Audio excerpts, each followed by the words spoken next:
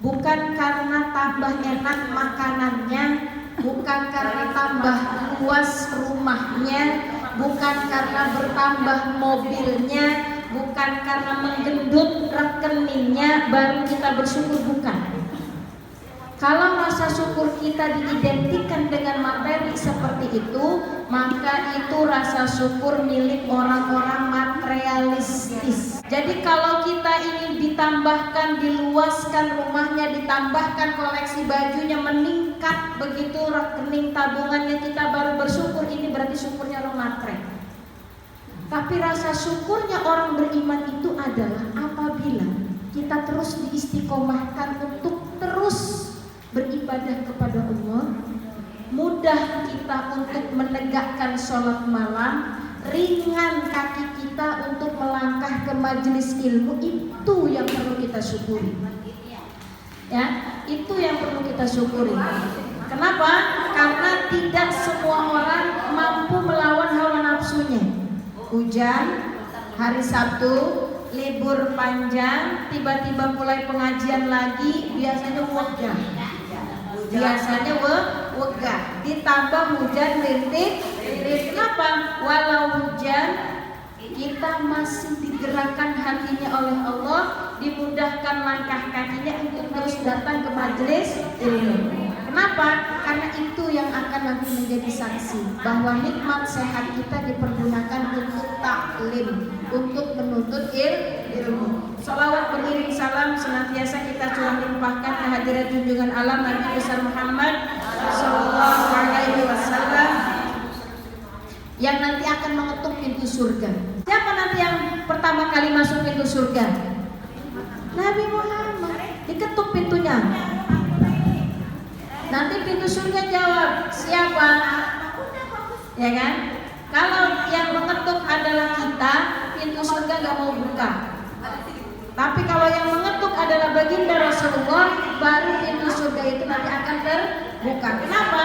Karena amanahnya, wanti-wantinya dari Allah, pintu surga itu baru akan terbuka ketika baginda Rasul yang mengetuk. Barulah setelah itu kita bisa masuk kepada pintu surga. Entah dari pintu puasa, entah dari pintu sedekah, entah dari pintu sholat, entah dari pintu jihad. Kan begitu. Ngomong-ngomong masalah pintu surga, baru saja kita melewati bulan Ramadan. Saya semua nih sama-sama alumni Ramadan. Yang namanya alumni biasanya ada yang lulus, ada yang tidak lulus.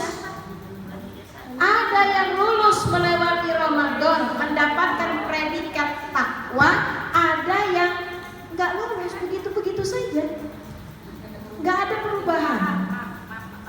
Jadi kalau berbicara tentang alumni Ramadan, pasti ada yang lulus, pasti ada juga yang tidak lulus. Kayak ibarat orang sekolah, ada yang naik kelas, ada yang tinggal di kelas, ya. Jadi kalau berbicara tentang alumni Ramadan, kita sama-sama alumni. Pertanyaannya adalah, apakah ibadah puasa kita diterima oleh Allah? Itu yang menjadi pertanyaan kita. Ya, itu yang menjadi pertanyaan kita. Kenapa para salafus soleh, para ulama, para sahabat ketika sudah melewati Ramadan itu selalu mengangkat doa? Kenapa ibu kalau lebaran itu mengucapkan taqabbalallahu minna wa minkum? Apa artinya? Semoga amal kita diterima oleh Allah. Jawabnya apa? Taqabbal ya karim. Artinya terima ya Allah, bukan mohon maaf lahir batin, bukan. Jadi ucapan doa itu penting. Kenapa? Doa itu bisa merubah takdir. Bisa jadi Ramadan kita, puasa kita, ngaji Quran kita, sedekah kita, tahajud kita, taraweh kita itu belum terangkat, belum diterima sama Allah. Tetapi Tapi kita berdoa, dan para sahabat itu saking khawatirnya terhadap amal, mereka itu selalu mengucapkan doa, meminta doa kepada orang-orang yang dijumpainya. Maka ucapan lebaran itu bukan mohon maaf lahir batin, bukan. Taqabbalallahu minna wa minkum. Kenapa seperti itu? Karena setiap amal ibadah itu belum ada garansi diterima. Mana dalilnya? Contoh, pakai dalil akli dulu, pakai logika dulu. Contoh, ada bawahan nulis laporan, kemudian laporan itu diserahkan kepada atasannya. Apakah langsung diterima? Tidak. Dicek dulu. Kalau laporannya benar, nggak ada yang tertinggal, ya kan? Tidak ada yang terlewat, diterima laporannya, betul? Dan kita pakai contoh yang lain. Orang yang menanam padi, ya, orang yang menanam padi belum tentu dia akan panen. Sepakat nggak? Bisa jadi padinya dimakan tikus, keong, hama. Kesimpulannya adalah orang yang menanam padi belum tentu panen. Orang yang menyerahkan laporan belum tentu diterima. Demikian juga dengan ibadah kita. Ini pakai dalil aklinya. Dalil naklinya mana, Bu Ustaz?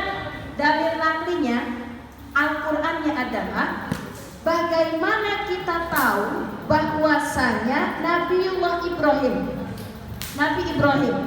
ketika meninggikan Ka'bahnya ditinggikan oleh Nabi Ibrahim. Setelah selesai, apakah Nabi Ibrahim tiduran, kipas-kipas? Apakah begitu? Apa yang dilakukan oleh Nabiullah Ibrahim? Rabbana taqabbal minna innaka antas sami'ul alim. Nabiullah Ibrahim Khalilullah, kekasihnya Allah, setelah melakukan pekerjaan meninggikan Ka'bah, kenapa lantas Nabiullah Ibrahim berdoa, ya Allah terima, Rabbana taqabbal minna, ya Allah terima, ya Allah terima, ya Allah. Itu Khalilullah. Kenapa? Karena Nabiullah Ibrahim sangat tahu betul bahwa yang paling sulit dari amal ibadah adalah bagaimana amal ibadah itu diterima oleh Allah. Jadi yang sulit itu bukan tarawih, Bu. Yang sulit itu bukan menghatamkan Quran, bukan. Yang sulit itu bukan sedekah, bukan. Tapi yang sulit itu adalah bagaimana amal ibadah yang kita lakukan itu diangkat, diterima oleh Allah Subhanahu. Makanya selalu ucapkan doa itu. Ya. Ucapkan doa itu. Allahumma sallimni Ramadan wa sallimni Ramadan wa tasallumhu minni mutaqabbala. Orang apal Ustaz, lamun orang apal kenang baik, ya Allah terima amal Ramadan saya. Ya maka Islam mudah kan? Dalil akli yang kedua apa? Bu, ada satu doa. Ini dalil, ini bukti bahwa amal ibadah kita itu nggak langsung dibalas oleh Allah. Allah itu nggak menerima yang ecek-ecek, enggak. Allah itu menerima yang berkualitas, yang tidak ada riya, yang tidak ada sum'ah, yang tidak ada ujub di dalam ibadah.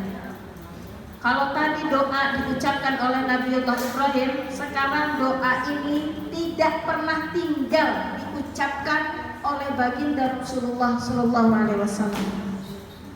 Bahkan baginda Rasul itu meninggal pada hari Senin di waktu duha. Pas sholat subuh, baginda Rasul tetap mendawamkan doa ini. Doanya ibu hafal kok.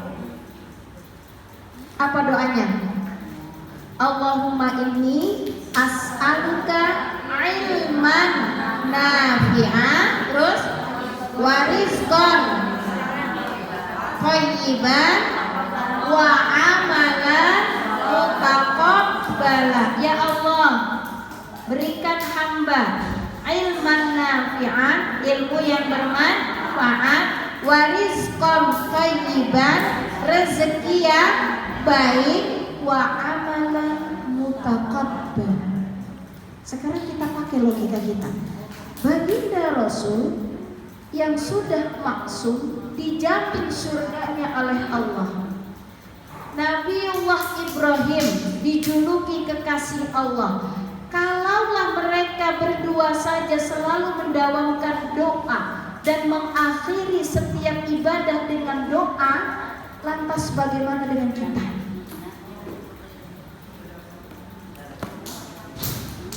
Ya, lantas bagaimana dengan kita? Maka dari itu jangan pernah putus untuk terus berdoa. Jangan tinggalkan berdoa.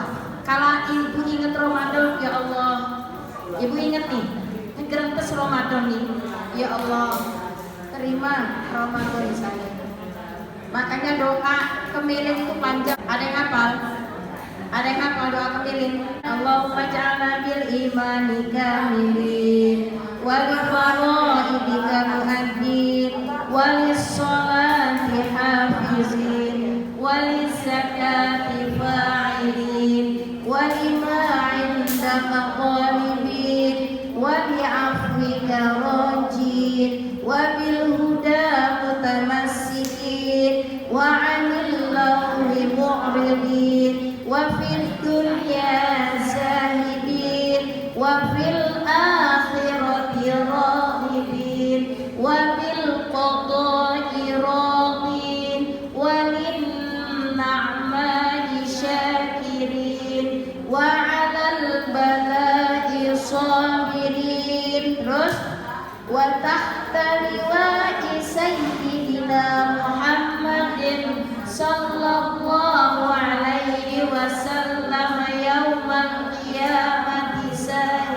terus Allahumma taqabbal minna wudu'ana wa salatana wa siyamana wa qiyamana wa ruku'ana wa sujudana wa tasbihana wa tahmidana wa tahassu'ana wa tabon wa ta'abbudana wa tammim taksirana ya ilahal alamin. Ya Allah, terima salat kita ya Allah. Ya Allah, terima rangkaian ibadah puasa selama di bulan. Doa itu kita harus paham.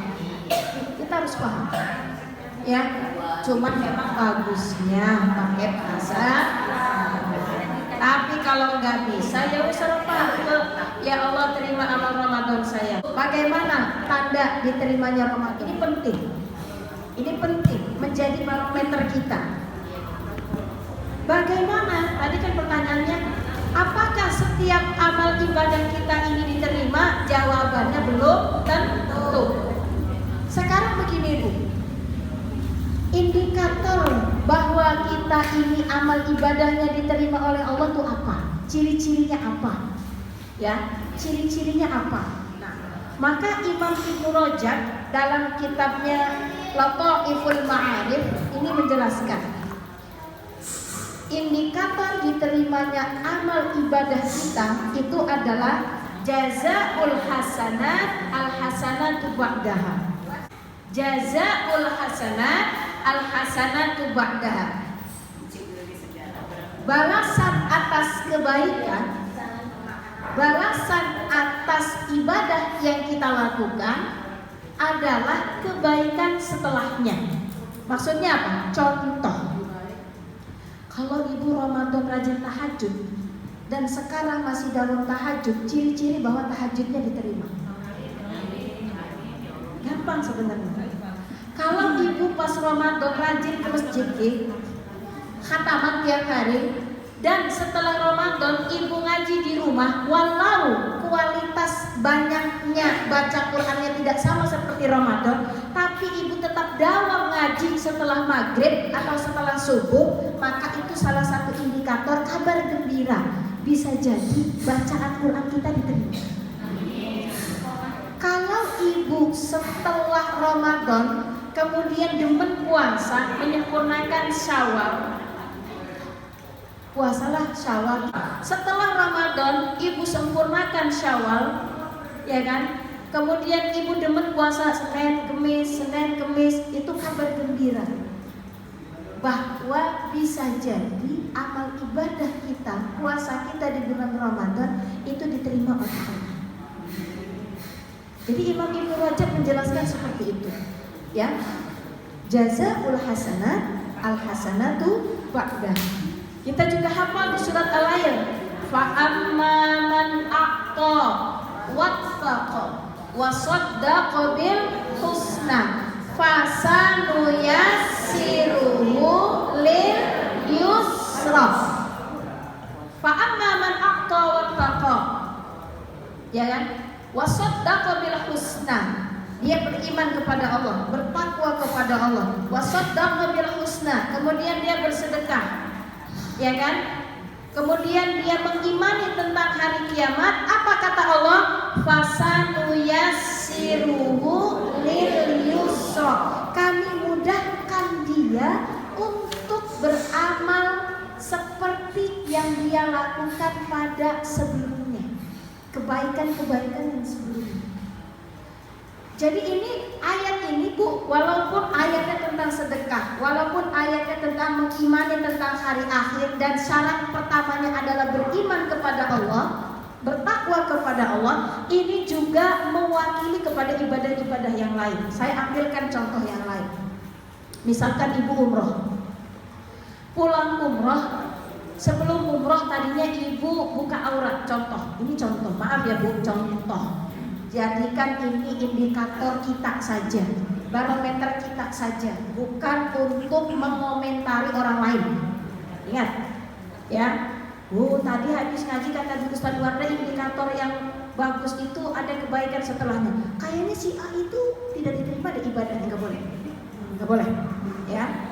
Cukup jadi indikator pribadi. Contoh, misalkan sebelum umroh ibu buka aurat, pulang umroh ibu tutup aurat, terus istiqomah, itu bisa jadi umrohnya diterima. Sebelum umroh misalkan ibu ngomongnya kasar sama orang tua, setelah pulang umroh ibu menjadi lembut, baik sama orang tua, baik sama tetangga, kan begitu ya. Itu indikator bisa jadi umrohnya diterima. Jadi betul Imam Ibnu Rajab yang dijelaskan dalam Lataiful Ma'arif dengan surat Al-Lail itu ada korelasinya. Allah itu ketika menerima amal ibadah seseorang, maka kita ini mudah untuk mengerjakan di bulan-bulan lainnya. Kalau ibu pas Ramadan itu gemar bersedekah, maka pada bulan Syawal, Rajab, Sya'ban, Dzulqa'dah, Dzulhijjah seterusnya ibu pun mudah melakukan hal yang sama. Itu tanda bahwa apa yang kita sedekahkan di bulan Ramadan itu adalah diterima. Kalau nggak diterima kayak bagaimana Bu Ustaz? Lanjutan ayatnya, lanjutan ayat surat Al-Lail itu, ya kan? Barang siapa wa amma man bakhila wastaghna wa kadzdzaba bil husna fasanuyassiruhu lil usra. Pelit, korek, kumet, pecih. Ya, Masya Allah. Dan dia mengingkari akan hari akhir. Apa kata Allah? Kami jadikan dia sulit untuk melakukan kebaikan setelahnya. Jadi kalau misalkan ibu setelah Ramadan ini ternyata masih gemar ngomongin orang, maaf, ternyata masih males sholat duhanya, maaf, ternyata tahajudnya juga tidak dawam, ternyata baca Qur'annya atau Al-Qur'annya ditaruh lagi di lemari, itu indikator, itu ciri-ciri bahwa bisa jadi Ramadan kita ini tidak diterima oleh Allah. Kenapa begitu Bu Ustaz? Karena Allah itu tidak menerima yang recehan. Allah hanya menerima yang berkualitas, yang ibadahnya betul-betul imanan wahtisaban. Makanya di bulan Ramadan itu hadisnya itu familiar. Rubba min shaim, banyak banget orang yang berpuasa tapi tidak dapat apa-apa. Laisa lahu min syiyamihi, enggak dapat pahala puasanya. Tidak menjadikan dia lebih bertakwa kepada Allah, tidak dapat esensi la'allakum tattaqun, gak nyampe predikat takwanya. Kenapa? Karena puasanya itu tidak berkualitas, mulutnya tidak dijaga, matanya tidak dijaga. Bisa jadi ibu menahan haus dan lapar, tetapi mulutnya tetap ngomongin orang lain. Itu indikator, ciri ya bahwa puasanya tidak diterima oleh Allah. Allah itu tidak melihat kepada kuantitas. Kalau melihat kepada kuantitas, baginda Rasul itu hanya 9 kali Bu melaksanakan Ramadan. Bandingkan dengan kita. Bandingkan, apakah Ramadannya saya, apakah Ramadannya ibu sama seperti kualitasnya Ramadan baginda Rasul? Tentu tidak. Jawabannya tentu tidak. Oleh karenanya lanjutkan doa, berdoa kepada Allah, ya Allah terima amal ibadah saya ya Allah. Kenapa? Kalau saya ibaratkan gini Bu, ibu kalau bertamu ketuk pintu, Assalamualaikum, bisa jadi belum dijawab karena orangnya gak kedengeran. Assalamualaikum, belum dijawab juga, ternyata orangnya betul-betul tidak mendengar karena lagi nonton TV. Contoh ini real contoh.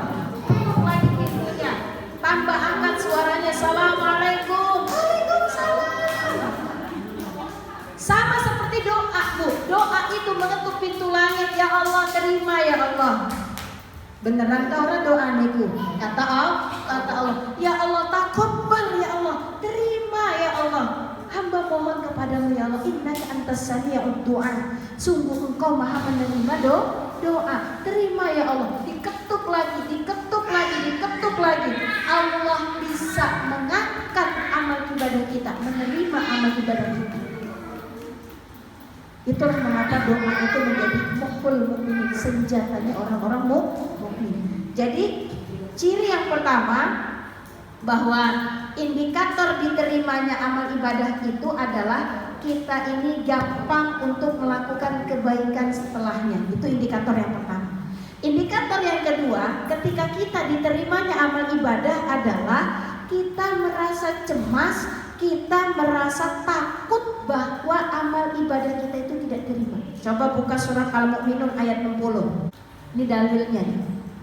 Kalau orang itu ibadahnya diterima, dia itu bukan cengenges. Misalkan habis sedekah nih, tek, ya kan?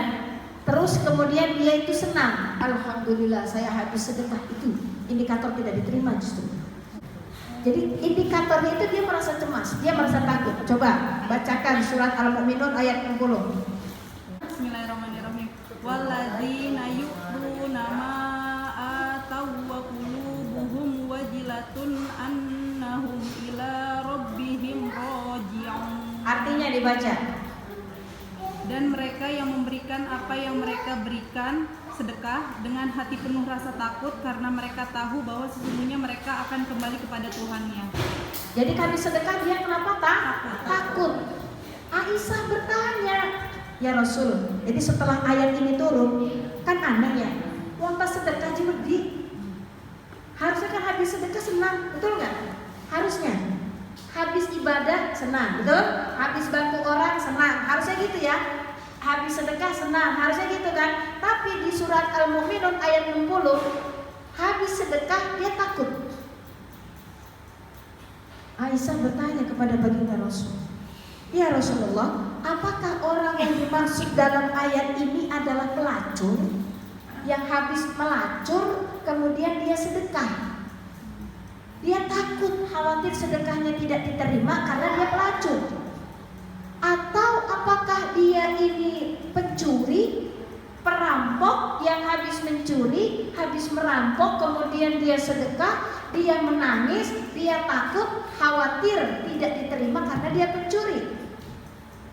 Kemudian baginda Rasul menjawab kepada Aisyah, wahai Aisyah, wahai bintu Abi Bakr As-Siddiq, wahai putrinya Abu Bakar As-Siddiq, lah bukan pelacur, bukan pencuri. Tapi ayat ini menceritakan orangnya rajin ibadah, rajin sholat, rajin ngaji, rajin puasa, beriman kepada Allah. Tetapi dia kalau habis sedekah dia takut. Kenapa? Karena dia tahu yang paling berat itu bukan sedekah, tetapi yang paling berat itu adalah memastikan bahwa amal ibadahnya betul-betul diterima oleh Allah.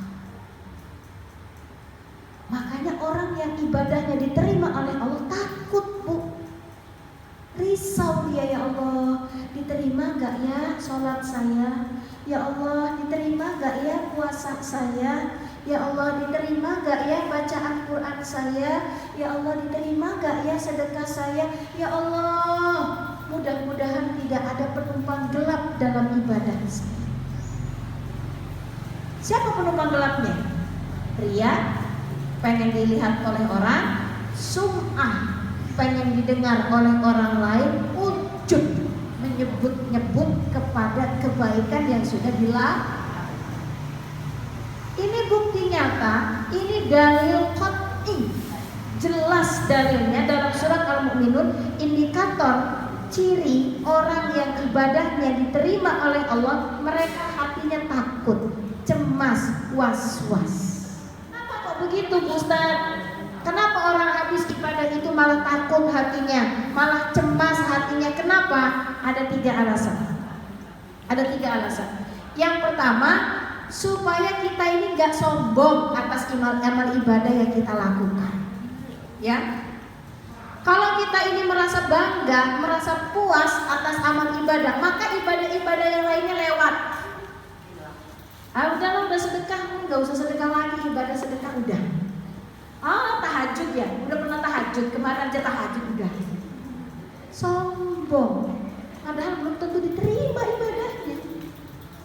Itulah mengapa ada rasa takut. Jadi rasa takut itu mengakibatkan kita ini tidak sombong, tidak puas terhadap ibadah yang dilakukan. Kalau tidak puas berarti pengen nambah lagi. Ya Allah, kita ini Masya Allah pas Ramadan kemarin merajin baca Qurannya, kok sekarang merasa tidak puas. Jadi kalau kita merasa tidak puas, Bu, kalau kita ini merasa kurang dengan ibadah, takut bahwa kita ini ibadahnya tidak diterima, pasti akan nambah, betul? Tapi kalau kita merasa puas, merasa sombong, tenang, sholat duha, waktu muda saya rajin sholat duha. Ya Allah, waktu muda katanya sudah rajin sholat duha. Oh, waktu saya masih sehat itu saya rajin ke tahajud. Tenang aja, Makanya orang yang takut, orang yang cemas itu mereka tidak sombong, mereka khawatir. Kekhawatiran itu akan menambah ritual ibadah yang dia lakukan. Kalau Ramadan ibu sanggup 1 hari 1 juz, pertanyaannya hari ini, kemarin, besok, jangan-jangan habis lebaran sampai sekarang belum dibuka Qurannya. Masya Allah. Ya, maka ini adalah sebuah bencana. Jadi usahakan istiqomah. Makanya ngaji itu perlu, ngaji itu penting supaya saling mengingatkan. Ini saya lagi gak ngajarin ibu-ibu, ngingetin saya juga, Bu. Lagi ngingetin saya. Bagusnya gini, Bu, sekarang tanggal berapa Syawalnya? 7 ya. Jadi harusnya kita nih ngajinya lagi sampai juz 27. Cara gampangnya gitu. Bulan Hijriah itu gak akan lebih dari 30. 29, 30. Apa maknanya coba kalau kita ambil positifnya? Kalau tanggal 1 misalkan nanti bulan Dzulqa'dah, misalkan nih, nanti bentar lagi kan Dzulqa'dah. Berarti kita mulai juz 1. Tanggal 1 itu juz 1. Tanggal 2 juz 2 kalau kuat. Kalau nggak kuat setengah juz nggak apa-apa. Yang penting ngaji. Bagusnya gitu. Jadi ingat kalau ditanya, Bu, hari ini tanggal berapa Hijriahnya? Ibu ingat. Oh, tadi maghrib saya ngajinya juz 27. Begitu caranya. Mengingatnya begitu. Sehingga enak posisinya. Oh, sekarang cuma tanggal sampai tanggal 29. Maka hari itu ibu ngebut 2 juz. Nanti bulan Dzulhijjah masuk tanggal 1, ibu juz 1 lagi. Udah, Bu, udah seusia kita mah. lebih baik banyak-banyak ke atas sejadah. Ibadah ngaji itu Bu, 1 juz itu cepet kok. Cepet ya. Paling juga 25 menit. Iya itu kok Bu Ustaz, kita mesti jam. Satu hari itu kan 24 jam. Masa 1 jam aja nggak bisa meluangkan waktu untuk ngaji? Ya, bisa yang muda-muda, Masya Allah. Jadi manfaat yang pertama atau rahasia yang pertama, kenapa kita ciri-ciri atau indikator diterima ibadah kita itu kita merasa takut supaya kita tidak sombong dan cepat puas. Ya. Kemudian yang kedua, hikmah yang kedua adalah agar kita ini tidak sibuk mengoreksi amal ibadah orang lain, tapi kita sibuk mengoreksi ibadah kita. Habis Ramadan ya bajunya ketat lagi Gusti. Udahlah, gak usah banyak mengoreksi. Indikator itu Ramadan yang gak diterima. Ngomongin orang justru membuat amal ibadahnya tidak diterima oleh Allah. Jadi muhasabah. Kenapa ada rasa takut? Kenapa ada rasa was-was? Agar kita banyak mengevaluasi amal ibadah kita, dan kita tidak punya waktu untuk mengoreksi amal ibadah orang lain. Cukup kita. Ya Allah, ternyata amal ibadah saya ini masih kurang. Ya Allah, kan begitu. Aduh ibadahnya kayak baginda Rasul mah, boro-boro kayak baginda Rasul, kayak Abu Bakar Siddiq gak bisa. Kayak Imam Asy-Syafi'i jauh. Maka kita muhasabah. Kita harus punya target. Kalau Ramadan kemarin khatamnya cuma sekali, mudah-mudahan kita berazam Ramadan yang akan datang saya harus khatam 2 kali. Harus begitu Bu, harus punya target, harus punya cita-cita. Ya, harus punya cita-cita. Ini muhasabah. Ya, kenapa kok kata Allah orang yang diterima amal ibadahnya itu cemas? Supaya dia banyak evaluasi terhadap ibadah yang dia lakukan. Kalau dia muhasabah diri terus, maka nggak ada waktu untuk mengoreksi orang lain. Nggak ada waktu untuk usil kepada orang lain, ya.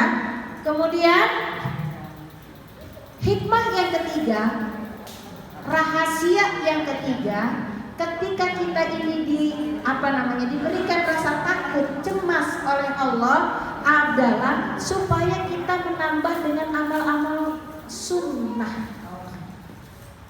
Supaya kita ini menambah dengan amal-amal yang sunnah.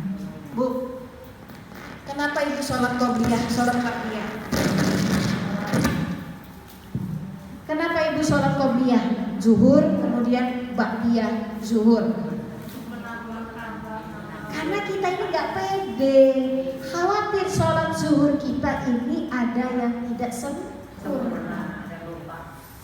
Kan baginda Rasul sudah ngasih tahu 60 tahun dia sholat, tapi tidak ada satupun sholatnya yang diterima. Entah karena Al-Fatihahnya, entah karena rukuknya. Dia menyempurnakan ruku tapi tidak menyempurnakan sujud. Dia menyempurnakan sujud tapi tidak menyempurnakan ruku. Atau karena Al-Fatihahnya.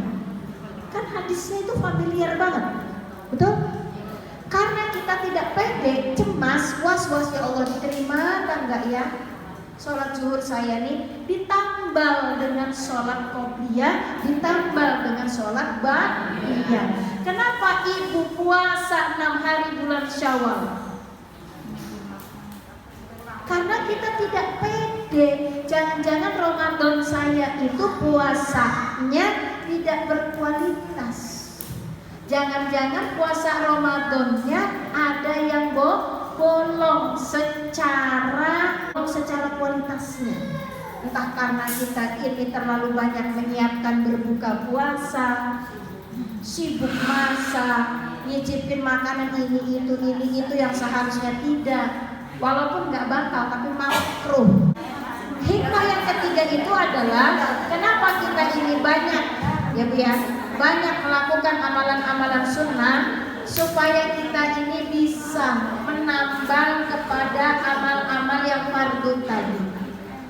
Kenapa kita ini banyak kemudian sholat sunnah, khawatir sholat wajibnya ada yang bolong kualitasnya ya.